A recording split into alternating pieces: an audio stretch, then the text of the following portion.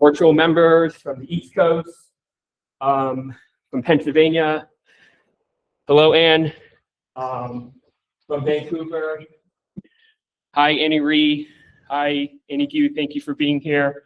As well as West Coast. As you know, we also have family from Hong Kong and Australia. Time zone's a little wacky, so I think we're recording this and we will be sharing that with them later. You will see a program that was professionally designed at your table, and if you open it up, you will see the order of services. So the next thing we're going to do is some family tributes. You're going to hear some words from our family. And after that, we're going to have some, what we're calling family respects. And it's a few Chinese traditions like that we would like to share with you. My mom says lunch is sharp, 12:15. So hold your stomachs. But also you'll see at that time, we'll be having an open mic. So anyone is more than welcome during lunch. They would like to say a few words. Just tap me on the shoulder, let me know, and I will say again, thank you everyone for being here. It means a lot to us. First family tribute will be my brother Dave. Thank you. Thank you for everybody for being here. I just have to set the thing up here. Thank you for coming. I just need to set one thing up here. Let's see here.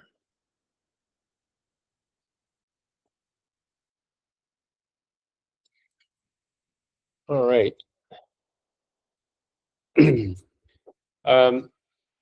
So today we gather here today to remember and celebrate my father, Fu Tin Man's life. He was born in a war-torn city of Hong Kong in December of 1939. His life story is one of perseverance, resilience, and unwavering love. Born as the second child of 6 in the Western District of Hong Kong, my father's father sold winter melons on the streets of Hong Kong, and during at a time when air raids sirens would sound regularly. And I remember my father telling me that he remembers his mother picking him up and hurrying him to the bomb shelter, carrying him as a young child. So during this time, opportunities for higher education, success seemed limited, where a majority of kids never had a chance to achieve much more than an elementary school education. This is a picture of his family. My father is the one that's pictured all the way to the left. And then he had several sisters as well that are pictured in the right. And his mother and father, you can see on the left picture. By achieving a top score in his district placement exams, he earned admission to King's College, a prestigious high school known for academic honor, rigor, and his intellect opened the door for academic opportunities and paved the way for his future family. This is a picture of him and my family standing in front when in 2017, and on the right is a picture of my father when he graduated in 1957 from King's College.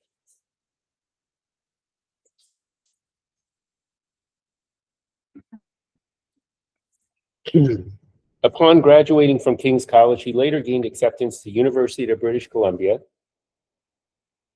in electrical engineering. And shown here, he's pointing to a picture of himself at the time that we went to go visit. After graduating, he pursued a PhD at University of Toronto, an electrical engineer. And this picture shows him reading his final thesis in 1969.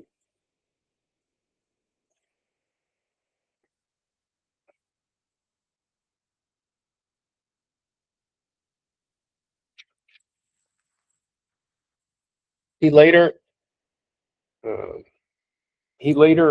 1970, got a job at an elite company, Bell Laboratories, and worked there for 30 years. Along the way, he earned a distinguished member of technical staff, which he was very proud of. And this is the memo he received when he received that distinction.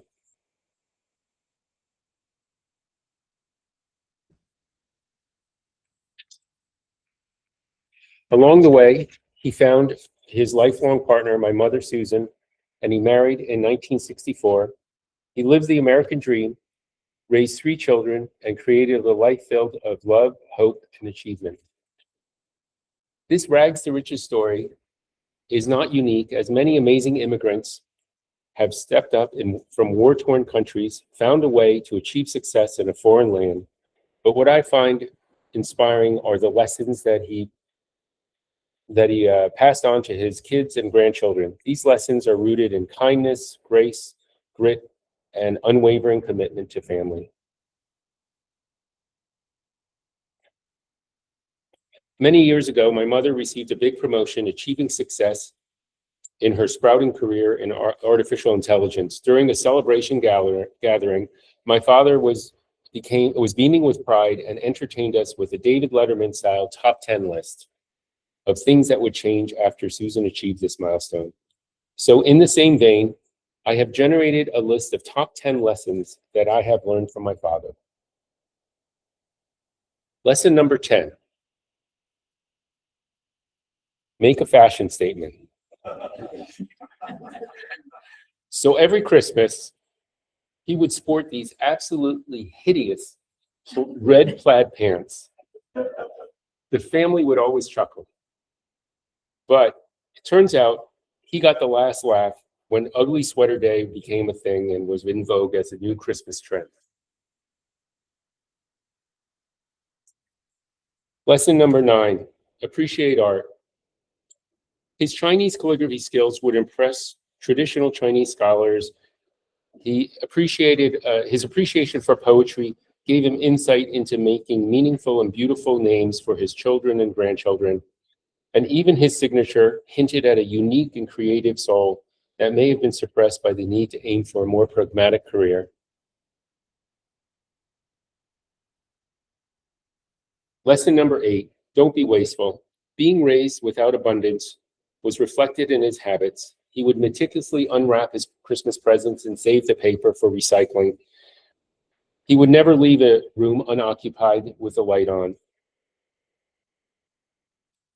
He would also only purchase Christmas trees that were live, and they would only spend 24 hours inside our house in order to maximize their survival. Pictured here is our Homedale house, and the trees that you see in the far skyline are those same trees that he planted for Christmas every year.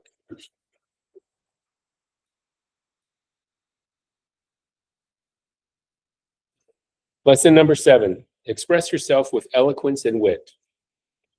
He often submitted letters to the editor in the New York Times with coy humor and insight. I remember one of his top 10 comments after my mother's promotion. He jokingly stated that the arguments about who would take out the trash was now resolved.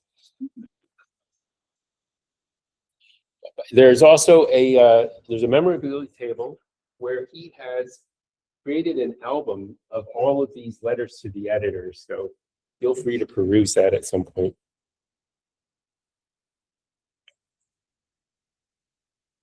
Lesson number 6, be patient.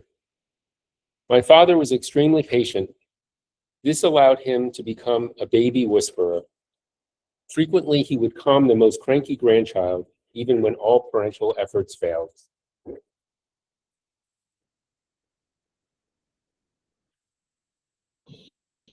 Lesson number 5, provide unwavering support. He would volunteer to be a Boy Scout leader, tennis coach and partner, soccer coach, or help with random yard work, or even offer to watch our young children and or even properly decorate to prepare for a grandchild's special day.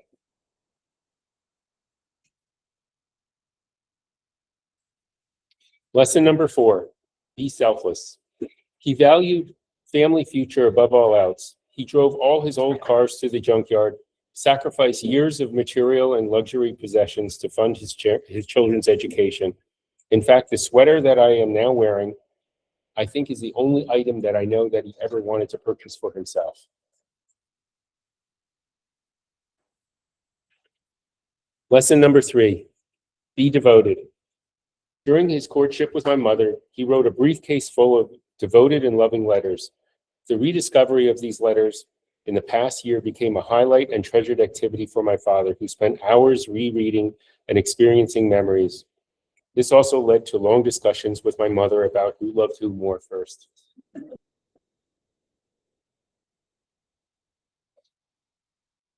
Lesson number 2, live with grace.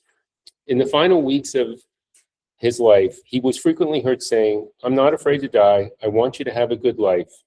Don't worry about me." Despite progressive failure of his bodily functions, he remained cheery and would repeatedly thank those who assisted in his care. Here's a short clip that was taken by Cella.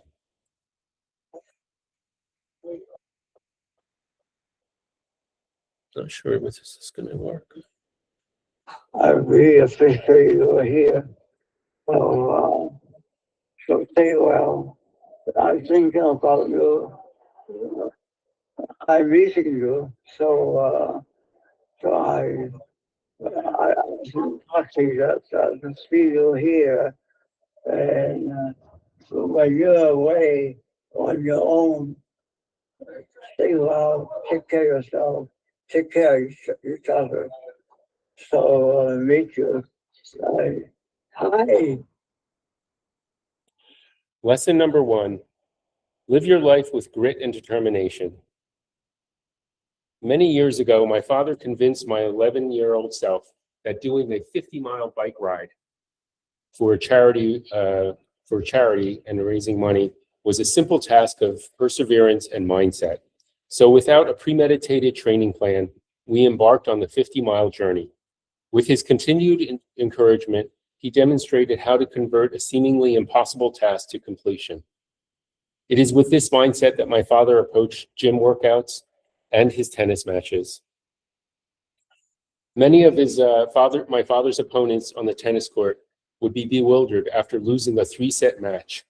They would start strong, winning, and would feel it would be a clean sweep. But somehow the second set got away from them. They lost with my father just retrieving one more ball, and he would simply outlast him using his fitness to beat the opponent in the third set. As Roger Federer once said, most of the time, it's not about having a gift, it's about having grit. For my father's tennis game, it was clear that grit was more critical than gift to win these matches. And it was this grit that allowed him to win against a fatal medical diagnosis in 2010 that allowed him to enjoy 15 more years cancer-free. Grit was the most important lesson for me and a shining example for his kids and grandchildren. In the end, what set my father apart was a combination of grit, grace, kindness, selflessness, qualities that not only defined his life, but continue to inspire us all. So, Dad, thank you for a lifetime of countless lessons, enduring love, and memories that we will cherish forever. Rest in peace, Dad. Your legacy lives in all of us.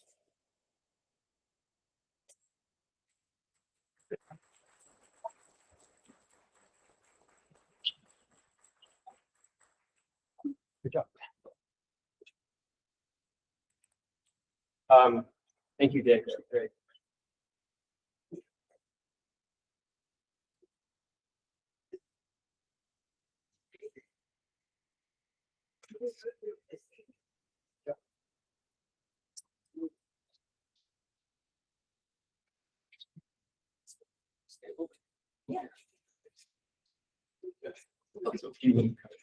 Well, Yeah.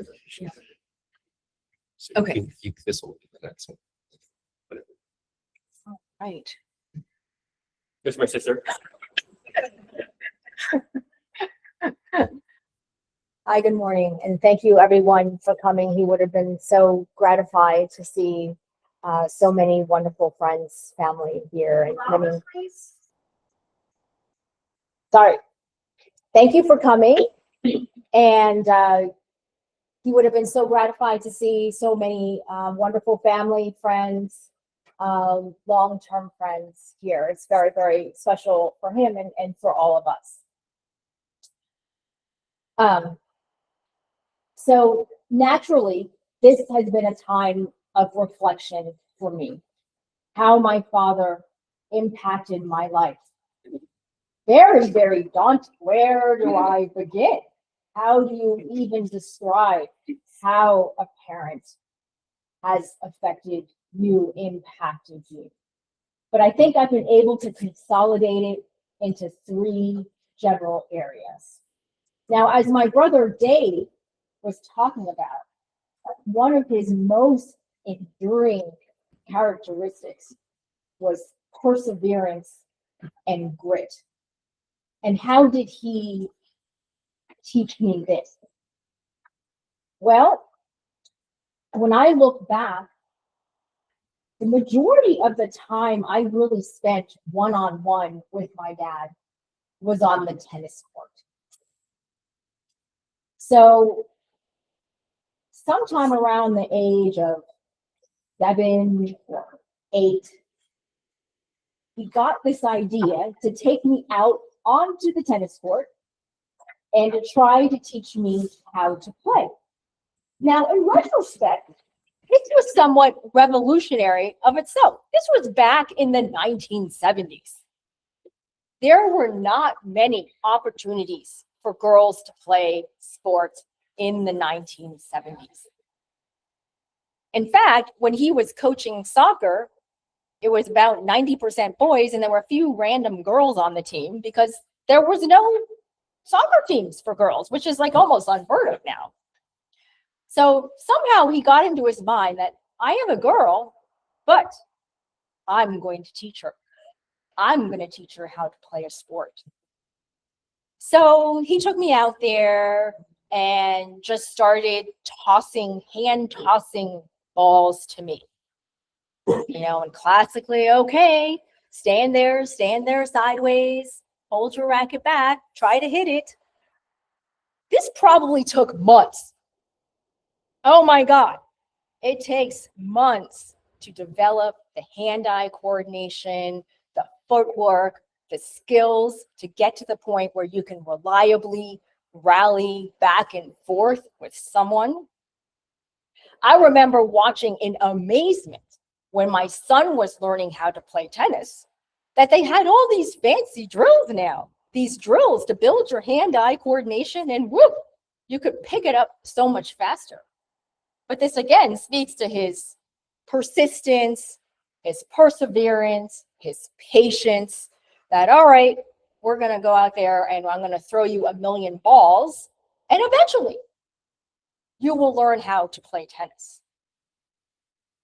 So around the age of 10, I was actually presented the option of taking a real tennis lesson at the local Jersey 34 tennis club.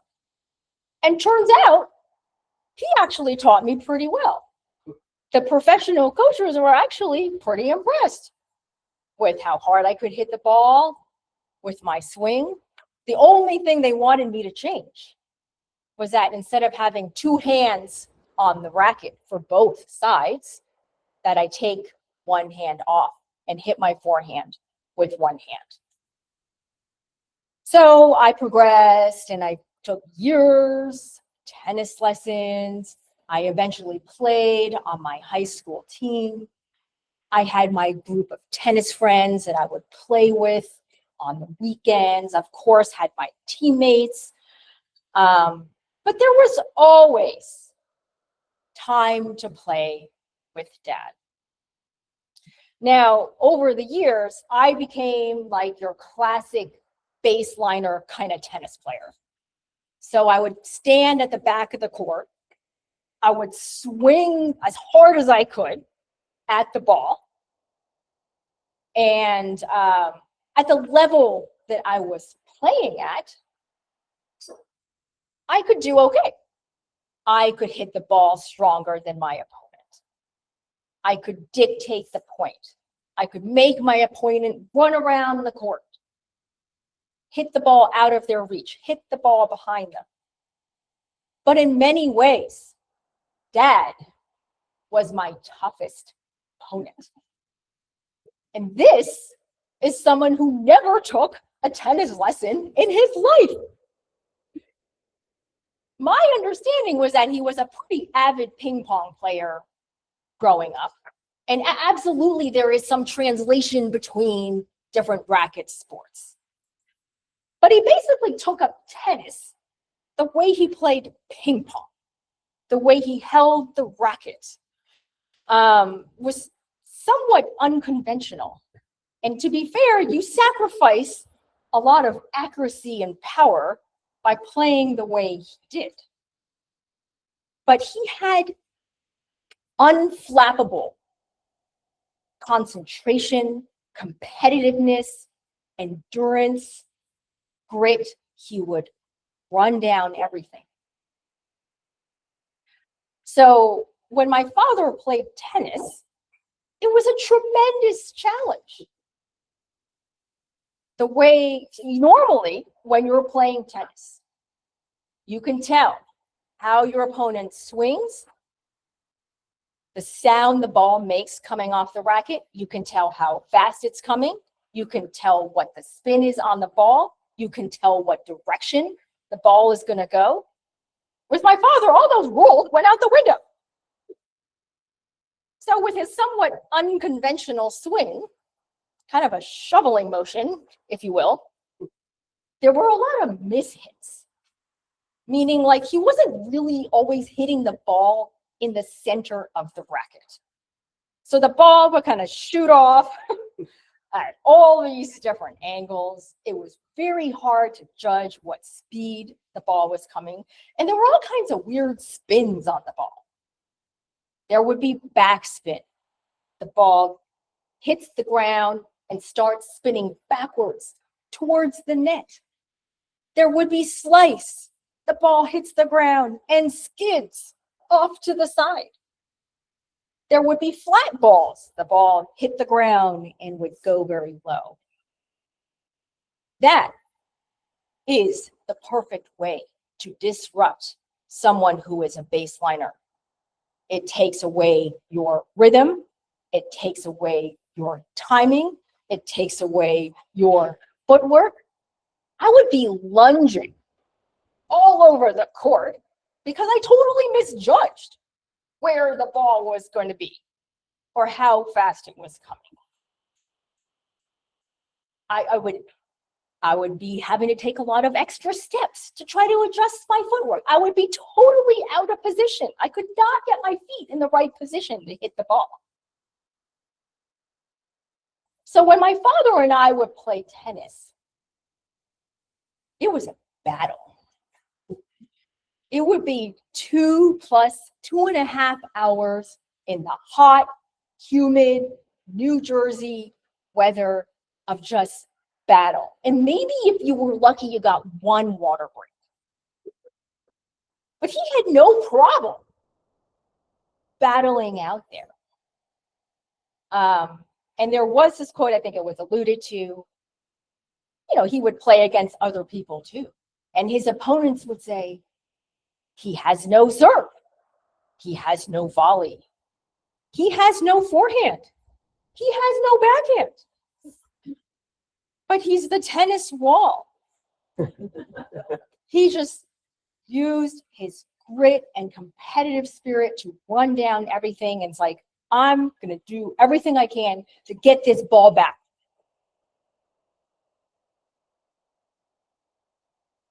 That was a tough lesson for me, right? But taught me a lot about, look, you don't need to have all these fancy tennis lessons. be on all these fancy teams, to be a great competitor and to be successful. And I wonder, when he was on that boat going from Hong Kong to Canada, was he scared? Was he feeling like, oh my God, the odds are stacked against me? I'm a poor kid. I came from a poor upbringing. I was not the best student in my class. I'm going to a country where this is not my first language. But he pushed and he tried his very best and he succeeded. And you could certainly argue that was what helped him survive a very rare, life-threatening cancer. Again, tremendous odds. His doctors privately told me, I think his life expectancy is about 6 months. And what does he do? He fights, he hangs in there. Maybe he got a lucky break because he had a great medical team, but he survived and beat that cancer. And you could say, well, even at the end of his life, it was his body that was failing, not his will. So that is a very, very big characteristic of who he is. Oh, and then, oh my God, I almost forgot. We found some amazing video It's a video. from 1990. of my dad playing tennis on the Homedale High School tennis court. Trying to play tennis here. He's playing against Nick. No water. But I think this says it all. He gets every single ball back. The ball's kind of going crazy off his racket.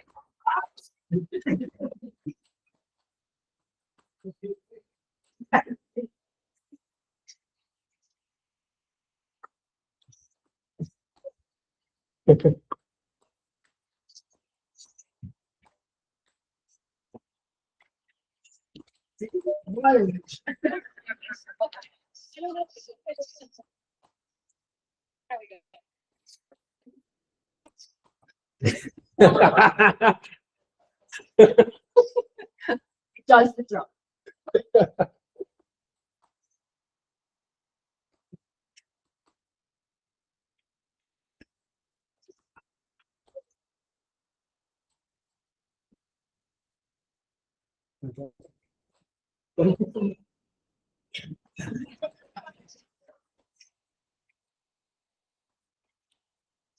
We're showing you some clicks here. We're not showing you this video. But it gives you a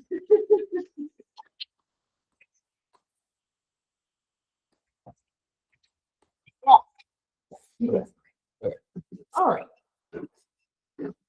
So that leads me to the next phase.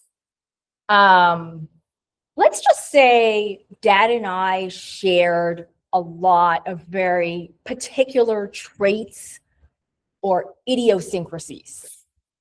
I would argue, out of all the siblings, I think I'm the one that actually looks the most like him physically, facial structure.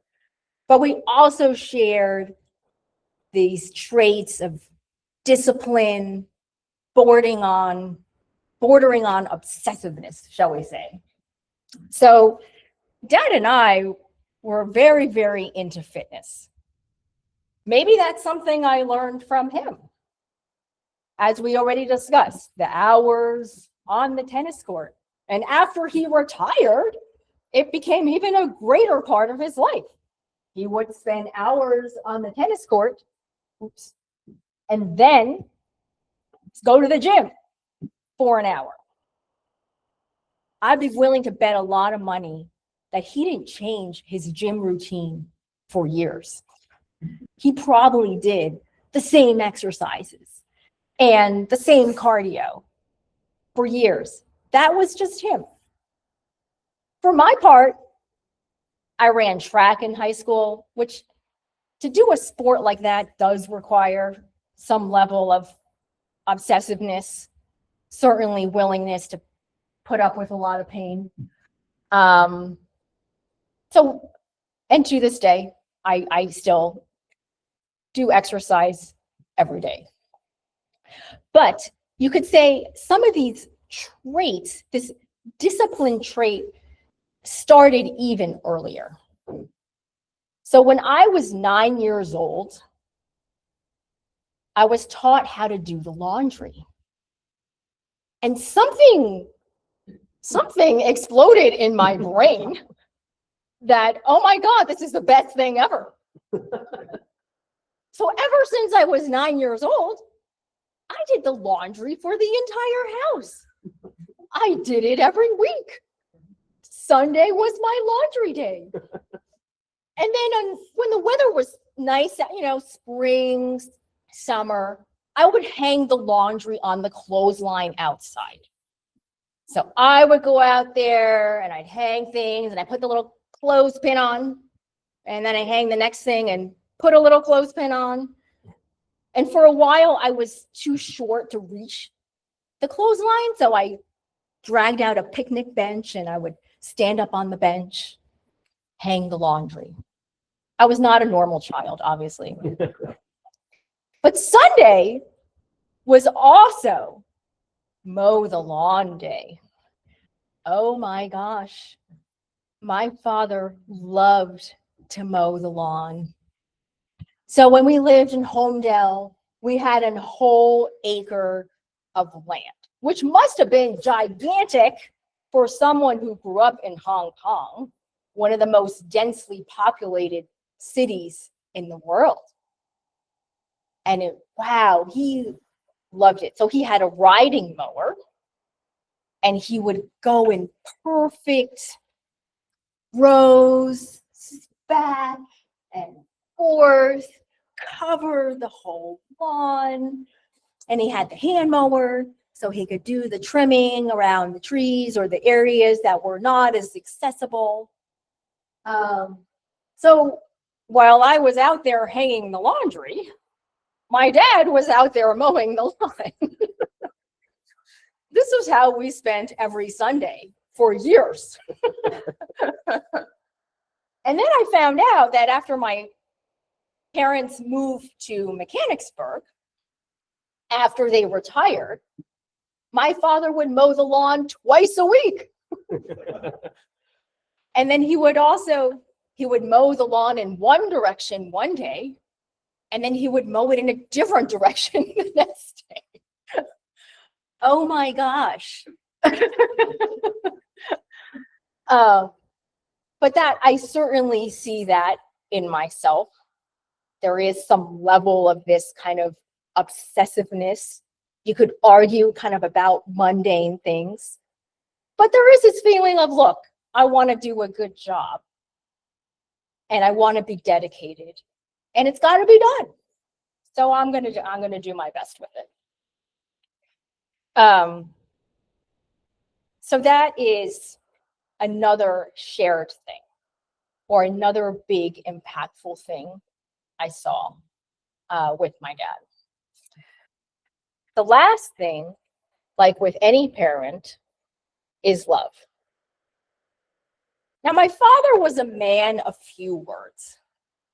I knew that he loved us, but it wasn't like he would come out and say that necessarily.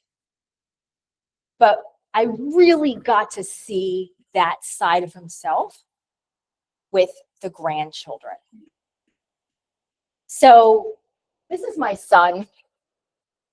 When my son was born, my parents came out for 6 months. Wow, I was so lucky. So they helped step in. We had no idea what we were doing. We were definitely overwhelmed. So there was a lot of craziness. So we were all running around, trying to figure out the feeding, making baby food, diapers, bath, naps, sleep schedule, getting up in the middle of the night. You guys all know that. my father would very calmly just go and sit down next to the grandchild and gave his undivided attention. Oh, you want to play with this? Sure, let's do that. Oh, you want a different toy? We'll try that. He was willing to do whatever the grandchild wanted. The grandchild could do no wrong. So, who did my son like the best? Not everyone else who was just going crazy around him and just trying to keep it together. He loved my dad so much. But again, the feeling was mutual. The grandkids could do no wrong. I think my dad was very excited when my son decided to play soccer, and he kind of took that up as his thing. And we would send him, little video clips. Oh, here's Evan at the soccer game. One time, one of the more enthusiastic soccer parents filmed the entire game, the entire 10-year-old soccer game. And Dad watched that with great enthusiasm. I will say, he told me privately in confidence. He said, you know what? Evan is a better soccer player than John was.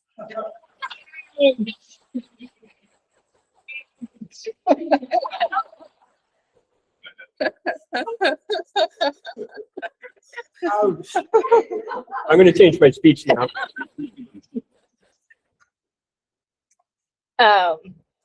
I will say my daughter was born during a time when my dad was fairly sick, when he was starting on his cancer journey and he had started cancer treatments. So he didn't get to spend as much time with her. But when he felt up to it, the love was still clearly there. And I think he definitely recognized her intelligence, her determination, her spirit. And one of the last thing he ever said to me was basically, Emily is going to be very successful. He knew that in his heart. So that probably scratches the surface in terms of how much impact he had on me. But I had a great time making this speech because it really made me think of the good times and really cherished memories. And all I can say is thank you. Thanks for being my dad. Thank you. Now.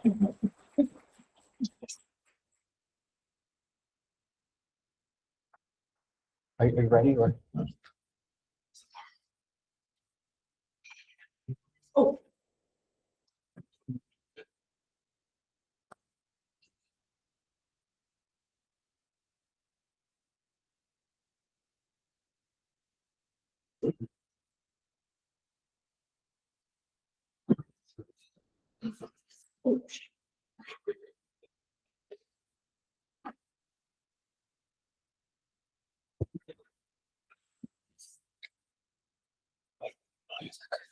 Going next. Yeah. Oh wait, what's this? Yeah, I like that. No. Oh, okay. Thank you, Mar.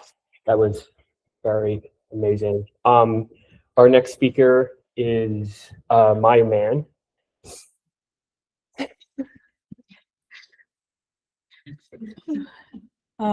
Okay. Just, You have slides? Or? yeah, no, just one. That's me. Yeah. Hi everybody. I'm Maya. I am granddaughter, son of Dave and Elena. oldest granddaughter, grandchild. Yeah, I just wrote something fairly short to remember. But it's very special to have everybody here and so many people who have been part of my life and Grandpa's life. So yes, I'm start. Oh, okay. Okay. I'll never forget the way that my grandfather's face would light up every time I or any of the grandchildren would enter the room. It was something that I look forward to every single time that I would come visit my grandparents. It was the best feeling to know that you could have that effect on someone.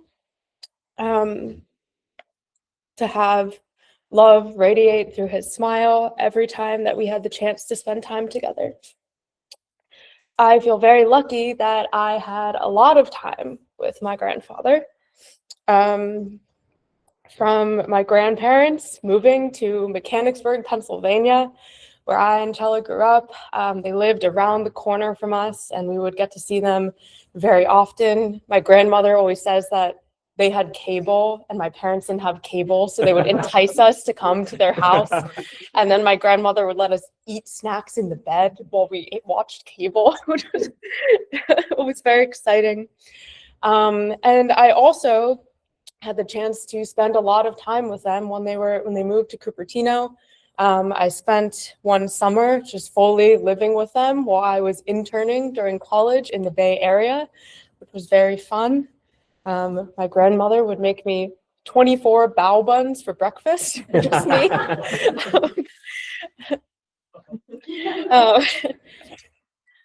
It really, honestly, wasn't until I was much older that I feel like I was able to even fully appreciate and marvel at what was my grandfather's and my grandparents' life. When you first come into the world, of course, when you're young, you learn everything. Everything's so new and everything is the way it is that you expect. But I didn't really realize how dramatic it was for my grandfather to, when he was so young, travel from Hong Kong to Canada. And I feel really lucky that I also got to visit Hong Kong when I studied abroad there in college, and my grandparents came and visited, and I got to see King's College, where he attended school. And that really gave me a deep understanding of truly how far he had come to a new life in Canada when he was really just a teenager. And my grandparents and my dad moved to the US when he was 5. And as has been mentioned, both of my grandparents worked at the famous Bell Labs, which also, as I've gotten older, is just so impressive and has such a storied history in the history of technology.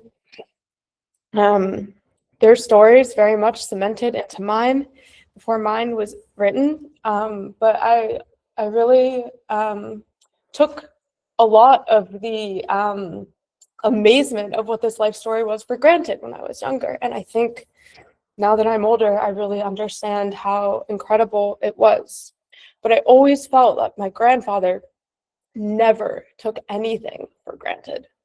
To him, I really felt like every day was a miracle, and every person in the family was a blessing, and every moment a result of the love and the perseverance and the energy that he put into his life to make all of our American dreams come true.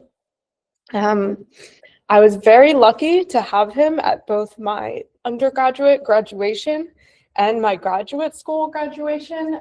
This is for my MFA at UCLA.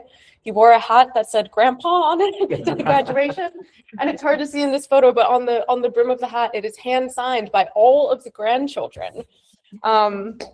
So he was very proud, and he had repeatedly said many times that he wanted to be at all of the grandchildren's graduations, and I feel so lucky to have had them there for mine, all of mine. But I also know that, at all graduations, he will be there in spirit, and he will really be so proud. I couldn't have done anything without him, and my grandmother. And I feel like they really raised my dad with such love and care and showcased how important it was to really put your children first and to let them really pursue their wildest dreams, which I feel like I've been able to do.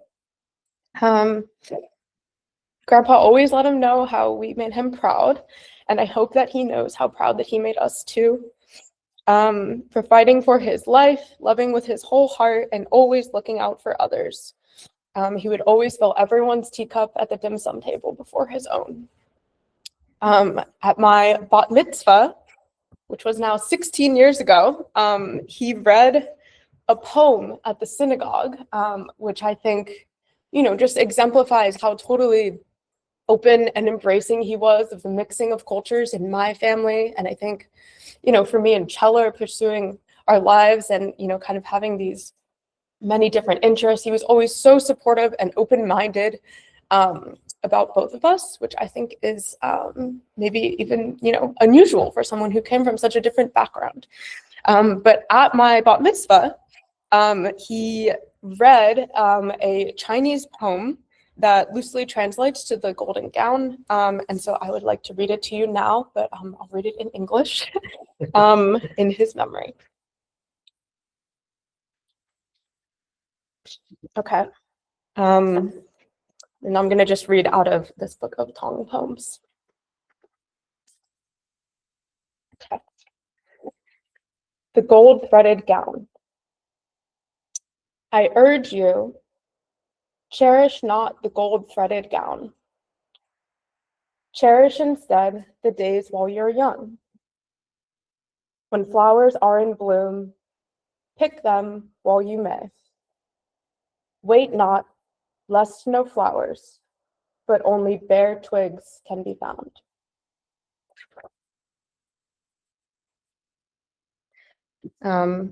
And some of my grandfather's words that he continually repeated when he was really sick toward the ends of his life. Be well, take care of each other. I'll miss you. Thank you. Big luck. Big luck.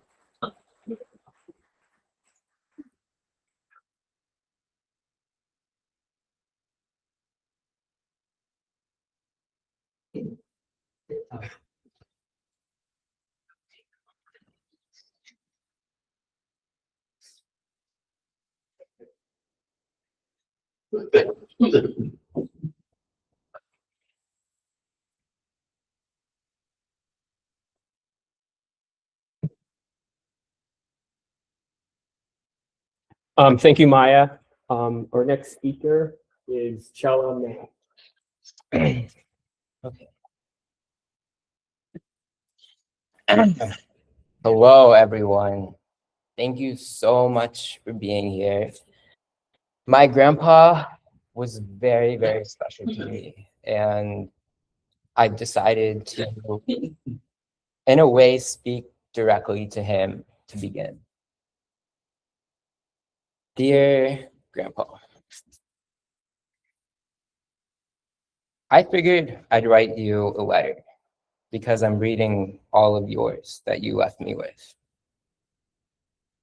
A treasure trove as a briefcase full of exchanges from falling in love with Grandma during the summer of 1963. I wonder what you saw after you fell and you were ascending. From where you now stand, do you watch me fill our family's teacups as you once did? You must know that the only thing I can see are your hands doing the same.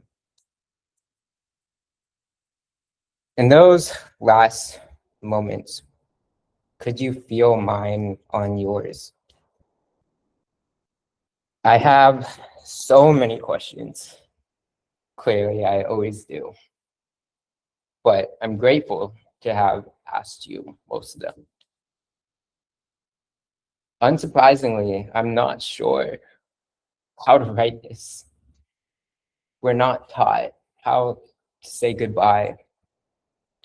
And in the culture I grew up with, death is flatter than I believe it to be.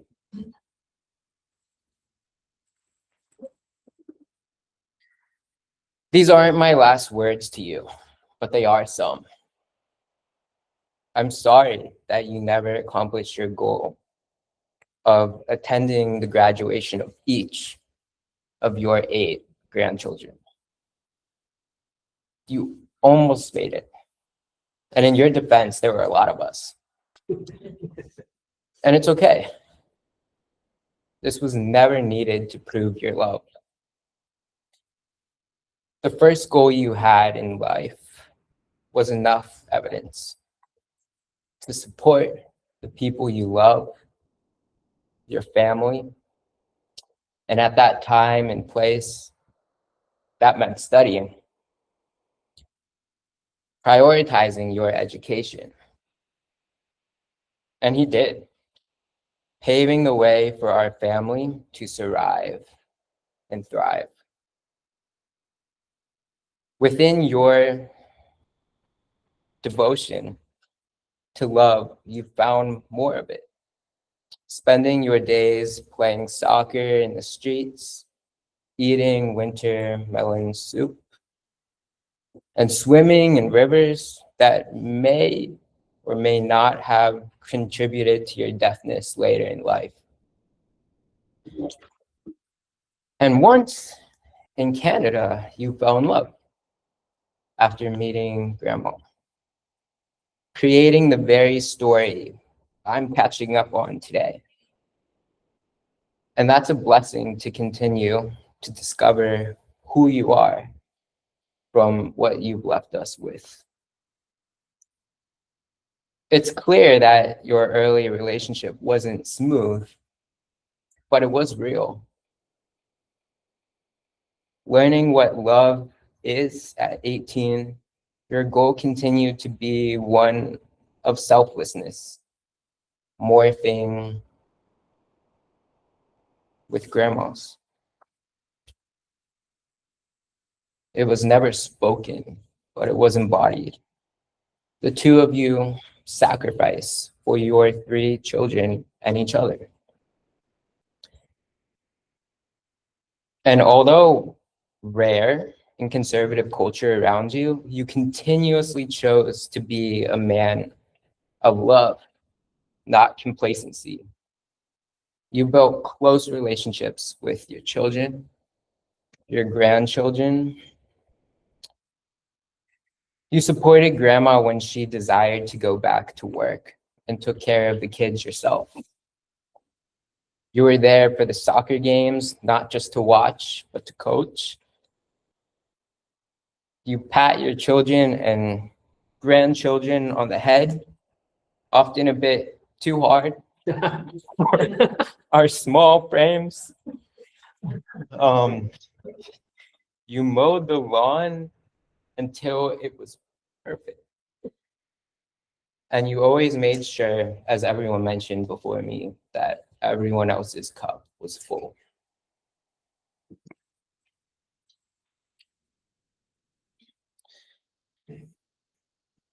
And despite struggling with illness and barriers of autism, you never stopped smiling and joking.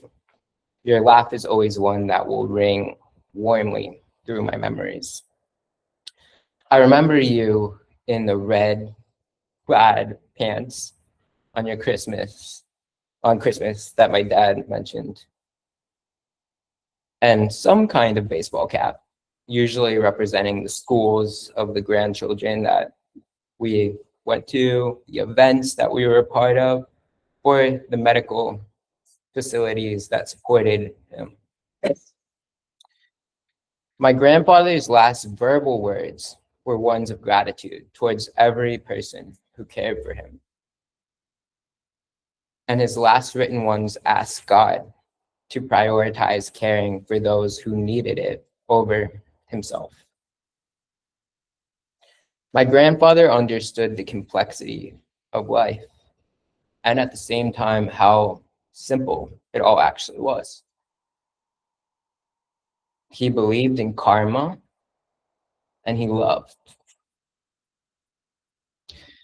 So yes, he didn't quite make it to all of his grandchildren's graduations, but what a small loss in the sea of success. A year before he passed, he knew what was happening. From his bed, as you actually saw in that video, he said, "I'm not making much progress, but that's okay. I'm not upset. I wish you a life full of progress. Keep making progress. Stay well. Be well. Take care of yourself. Take care of others. Treat others with respect. Be kind. I will be thinking about you constantly. I will be missing you."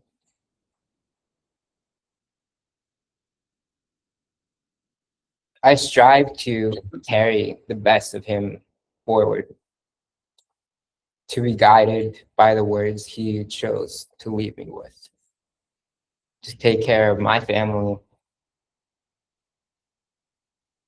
and to live a life. And unfortunately, fortunately, I will be missing him too. I'll be thinking about you, Grandpa. Thank you for being one of the reasons I'm here.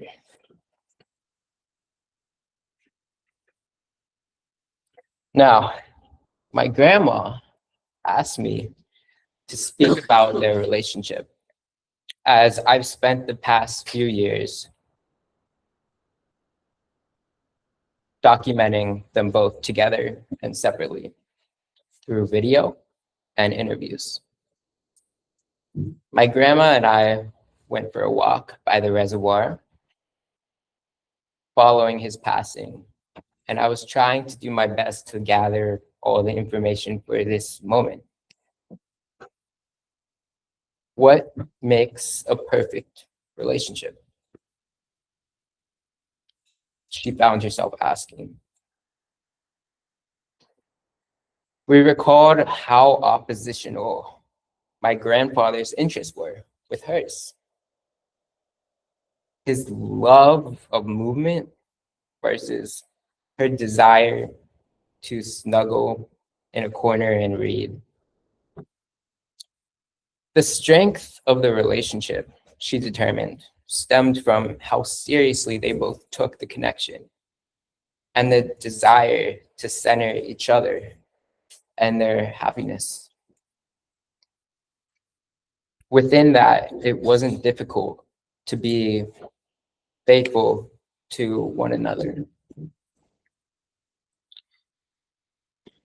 Over the course of my life, I've witnessed this reciprocal devotion to each other and our family. The word love wasn't often exchanged between them, but love itself was. Interestingly, scanning all these letters that they wrote while falling in love, I finally hold the words behind their actions that I know well.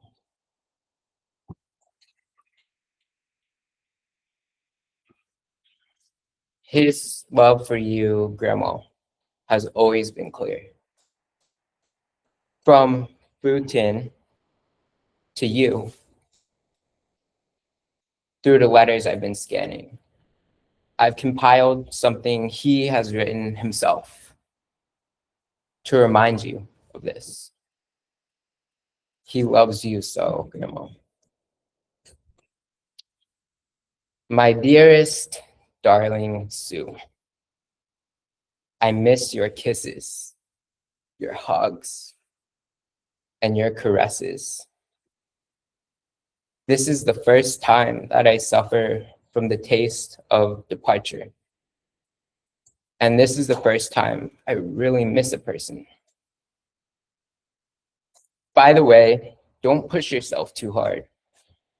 I just love the way that you are now.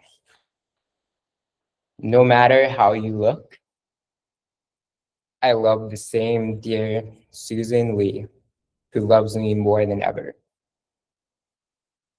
Don't worry about me, darling. I'll take care of myself. Time is getting late. I have to sleep early for tomorrow's trip. I'll see you in my dreams.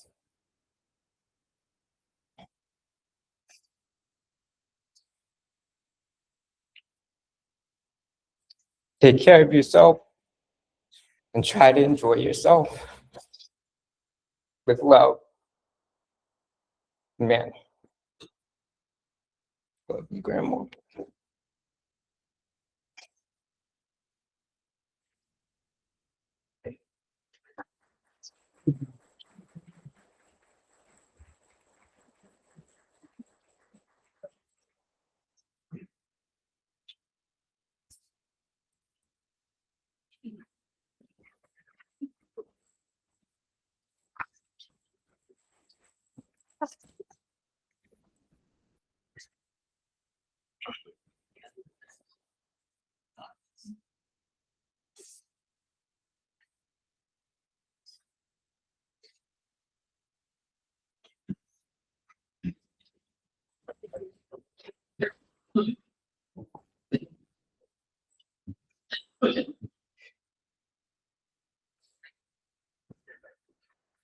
Thank you, Chella.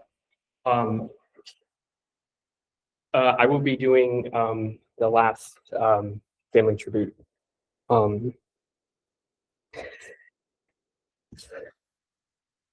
My dad and I had a very strong but quiet relationship. We didn't spend a lot of nights talking about life. In fact, I don't think he even had the birds and the bees conversation with me. I think he was banking on the fact that I would learn that in school. But throughout my life, my dad was an extremely steady influence. And he did this by leading by example. My dad did not tell me how to navigate life. My dad showed me how to navigate life. My dad showed me that the most precious gift you can give someone is your time. I ask my kids all the time, what are you going to remember from growing up? And I'm always very interested to see what they have to say. One of my fondest memories is, of course, about sports, and is when he coached my youth soccer team. Now, as you probably heard from Dave and Mar, my dad did not formally play soccer. The peak of his career was probably in the streets of Hong Kong with no shoes and a ball of tape for a soccer ball. But there we were, HYAA, Homedale, New Jersey, crushing the competition. Back to back to back to back championships. Statistically, it was a thing of beauty. But it's not the championships that I remember. It's the fact that my dad recognized that I was interested in soccer. And he said, I'm all in. Volunteer soccer coach, let's go. And I knew that by doing this is how he was going to connect with me. And this is how he was going to spend time with me. So thank you, Dad, for showing me how to connect with my kids.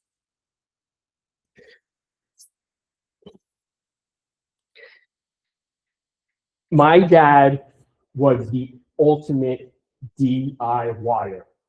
Do it yourself. If YouTube existed back then, for better or for worse, we would have 1 million followers.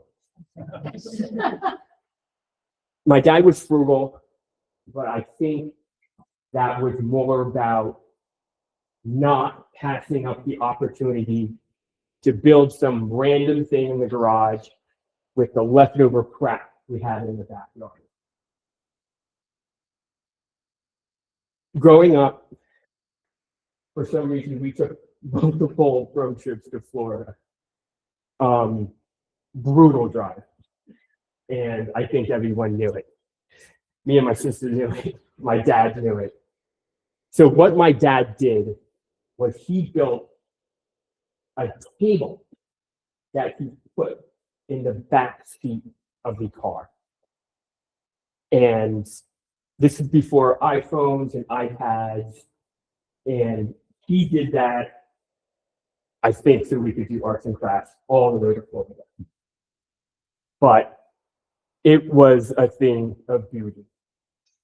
It was perfectly scribed over the transmission bump in the floor, and it sat dead level on the back seat of our station wagon. So now, whenever someone in my family says, hey, I think we should buy a blah, blah, blah, I say, absolutely not. We are going to build this with all the crap we have in the garage, grandpa style. So thank you, Dad, for showing me how to be a DIYer. We all know my dad had a very quirky sense of humor and a very funny way of resolving situations. So when I was in architecture school, he came to see me. And I just finished my final project, and it was an architectural model of a house. It was like that big. I had stayed up all these nights building it. And when he came to visit me, I said, Dad, this is what I did. He looked at it, didn't say anything about the actual model, but he said, can I take this home? I'm like, what? He said, can I take this home? I want to put it on my desk at home. I'm like, go for it. Like, go knock yourself out, whatever. Wait, how are you going to take it home? Because at the time, you lived in Pennsylvania. And he said, don't worry. I'm going to take it on the airplane. No problem. So a couple weeks go by, maybe a month and a half. I get a phone call. Hey, John, I got to tell you something. I'm like, what? He's all, remember when I was taking the model home? I'm like, yeah. Well, it's like, well, I got to tell you something about it. He's like, well, you know, I did carry on. I just walked through the gate, and with your model, I was holding it, and I was going to put it in the, didn't fit under the seat in front of him. So I was just going to put it on my lap all the way home to Pennsylvania. But John, they wouldn't let me. And the option they gave me a box. I got a cardboard box. They said, you can put the model inside. It was like paper-ish to like keep it from shifting around. And they would ship it to Pennsylvania. All right. John, it was a little damaged when it dropped. Like, oh my God. I'm like, well, what kind of damage are we talking about? Dad, don't worry about the damage. I wrote a letter to United. And I said, this damaged model has caused tremendous emotional damage between myself and my son. And my son has not talked to me 3 months. I'm like, okay. But United wrote me back a letter. And they gave us 1 free round trip ticket anywhere in the US. And I'm like, yes, I can come home for free. He goes, no, John, no. I asked for 10. And they only gave me 1. Emotional damage is worth 10, John. I'm like, what are you talking about?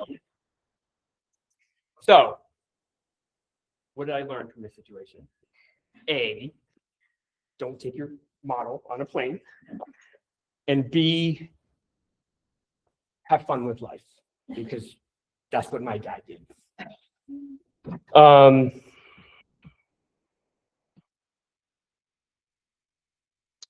So, as you know, my dad is here in spirit with us today. So I want to say, Dad, thank you for showing me how to be a son, the youngest sibling, a brother, a youth sports coach, a husband, a DIYer, and a dad. You were the best. Rest in peace, and thank you.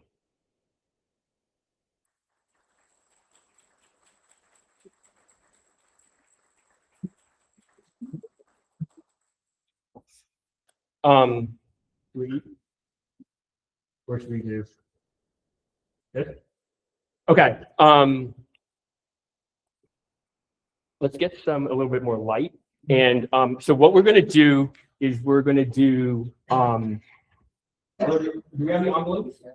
Yeah. Okay. Katie Johnson. So we have a table set up at the front of the room. You'll see a picture of my dad and 2 sets of flowers. So this is a Chinese tradition where it's a way to say goodbye. So we invite you, if you feel comfortable, to come up to the table. Please, Cecilia, tell me if I'm doing this wrong. And then you can bow 3 times at the table. You can come up individually, or you can also come up as a family. If you're by yourself, I'll come up with you. And after that, my kids will be handing you a red envelope. Now, some of you already know this, but a Chinese tradition is if someone passes before 80 years old, the color is white. But if you're after 80, the color is red. And so that is why we will be handing out red envelopes for celebration. The red envelope contains a Chinese white candy, and it's symbolic. It's a sweet candy, and it's symbolic of taking the sting away of a lost one. Oh, there's money inside too, so be sure to take one. So can you say one more time what it symbolizes? The red envelope. The candy. The candy, obviously candy is sweet, and it's supposed to take the sting away from losing a loved one. So maybe, Mom, do you guys want to go first, or? Yeah.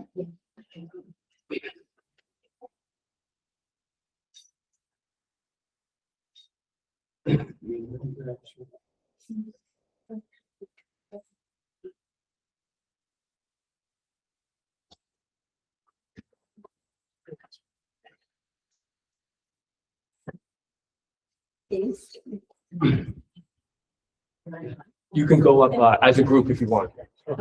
Yeah. Yeah. Do Maybe, I don't know, if you, this table could be next, if you guys feel up for it.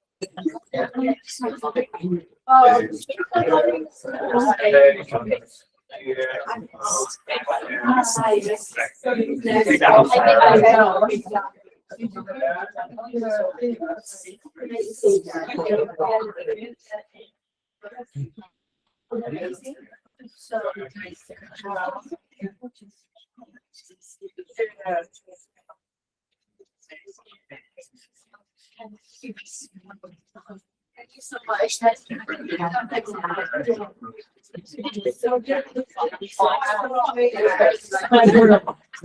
You know, I think, it's a lot.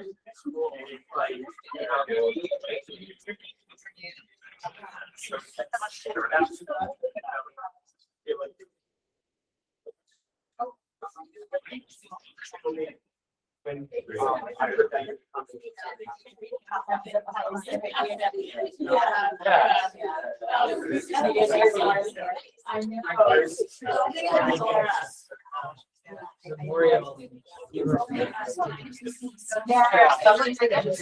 for me personally, like a lot of memories and a lot of accomplishments that I wanted to see, like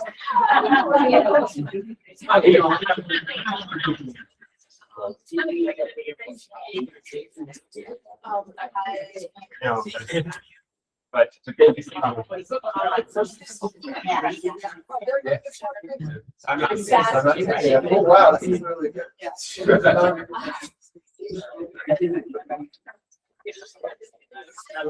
Hi, thank you so much. Help yourself, I think, to, like, respond ready.